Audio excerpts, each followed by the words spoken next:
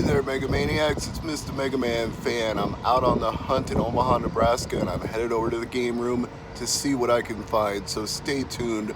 The retro hunting adventures start right now.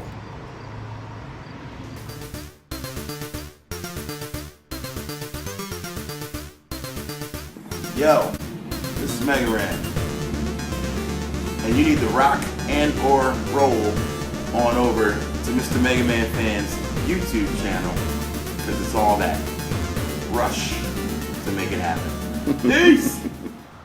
So here we are at the game room, formerly known as Gamers. In fact, if you see that sign on the wall says Games and it looks one letter short, it's because they took the R out and repurposed it.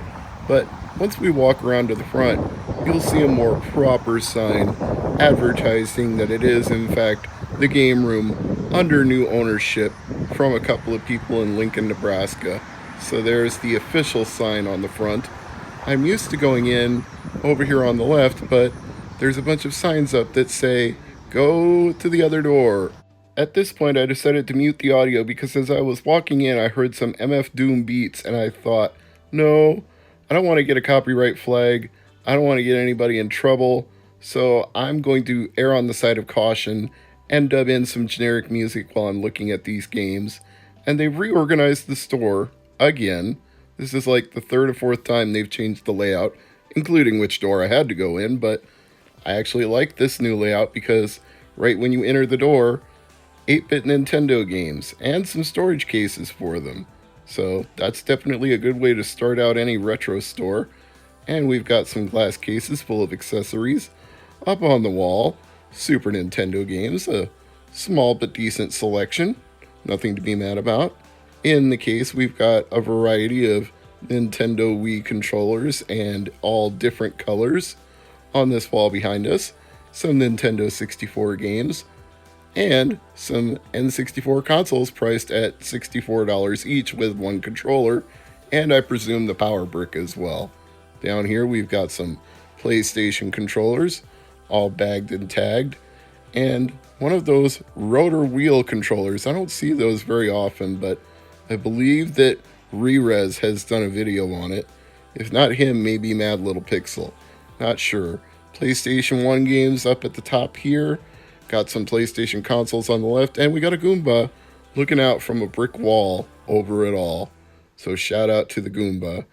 And some loose PS1 discs next to those N64 games, which my eye keeps being drawn back to, but let's not stop there.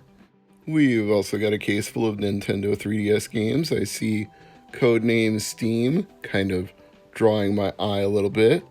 And Pilot Wings, I did think about that. Some loose 3DS games, some DS games in the case, and some more loose DS games. Actually, a lot of loose DS games. And that always surprises me because it's not like they came in cardboard boxes. They came in actual plastic clamshells with a spot to hold the game and a spot on the other side to hold the instructions. So why would you throw that away? But I say the same thing when I see loose PSP games. The Game Boy Advance games I can somewhat understand, but then again, we also knew that saving the boxes made games more valuable even back in the Game Boy Advance era because it was so hard to find complete in the box NES and Super Nintendo games that I would think people would realize to save the boxes, but apparently not. Some lessons are never learned from one generation to the next, so save those boxes if you're watching, kids, because even if your parents say you don't have room for all that shit, tell them you're wrong, because it's going to be harder to find the boxes later on down the road. We've got some PS3 games here, which always seem to be in the box. For whatever reason, people didn't throw those boxes away. And, of course, the usual assortment of PS2 sports titles. Never any shortage of those. And multiple copies of Ratatouille and Red Faction. Looking at the GameCube games, not too many here. Unfortunately, not seeing anything that jumps out at me that I need. Probably need to go back to Ben's Game Zone because I saw a few things there that I needed, but wasn't quite ready to pay those prices at that time. But now, given that some of my options are drying up for GameCube games, I'm thinking that I may have to go that way. And here we have a whole bunch of different cords and cables and Nintendo dust sleeves. I think $1 a piece is a little high, but if they can get away with it, more power to them. I've seen bundles of them though for much cheaper than that. Like Pop Culture, I believe, had them 10 for $4. So to me, like 50 cents is about the most I would want to pay for a dust sleeve. And we've got some Wii U games here. The Phineas and Ferb one caught my eye, but not enough to buy. And the usual assortment, you always see Hyrule Warriors and Lego and Just Dance. And sorry that the sun is so bright, but it is that time of day as I'm shopping, so not much that can be done about it. Although Gameroom probably needs to wipe down those windows because with the sun coming through, you can kind of tell they haven't been cleaned in a little bit. Got more sports games here, and Mega Man 11. A little too much for it since you can buy it new for less, but okay. This adorable creature you see right here is named Chakan. I always joke whenever I see that, I'm like, Chakan the forever cat. And thankfully the store owners get that. This is one of 2 cats that wander around the store. The other one is named Zorg. Zorg's a little more gun shy, doesn't like people so much, but Chakan just plopped at my feet and wanted to be pet and stroked. Actually, when I stopped filming, Chakan jumped up on the glass counter and started trying to drink my Frappuccino. I think it was probably the smell of the whipped cream. I'm not sure, but Chakan just grabbed both hands and just pulled the cup in and was like, nope, give me a taste of that. I am not letting you get away without giving me a sip. So, it's all good, Chakan. I'll let you have a little taste of Frappuccino. I hope it wasn't bad for you. Or at least the whipped cream probably wasn't. You're a good kitty. Alright, Mr. MegaManFan back from the retro hunt. And I only found one thing at the game room. Chameleon Twist. So guess what? I'm gonna go inside. I'm gonna test this game out. We're gonna see if it works or not. And if it does, even a 1-game hunt can be a good one. So, let's roll.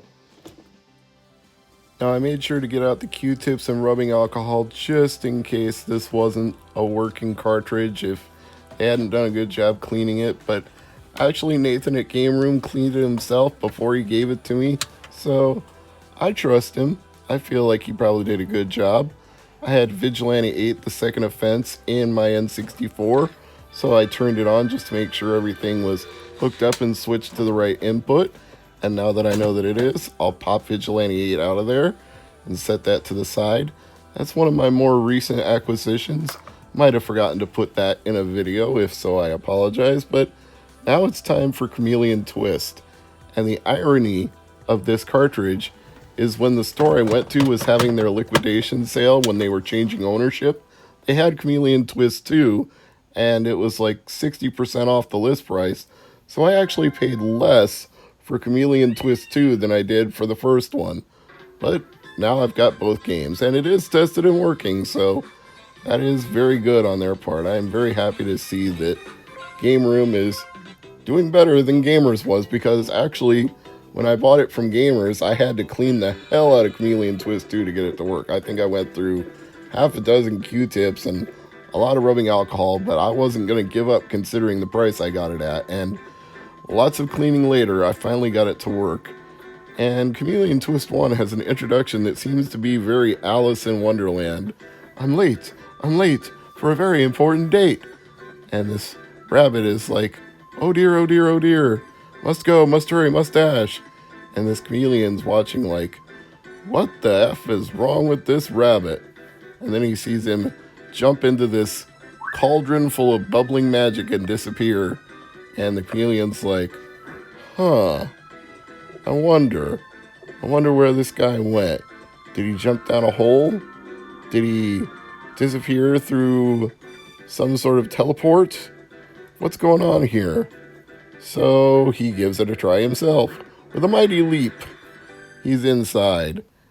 And wouldn't you know, he's there on the other side, along with that crazy rabbit from Alice in Wonderland. So I'm happy to say, one game this hunt, but a worthwhile one. I'm Mr. MegaManFan. Thanks for watching, and I'll see you next Monday. Good night.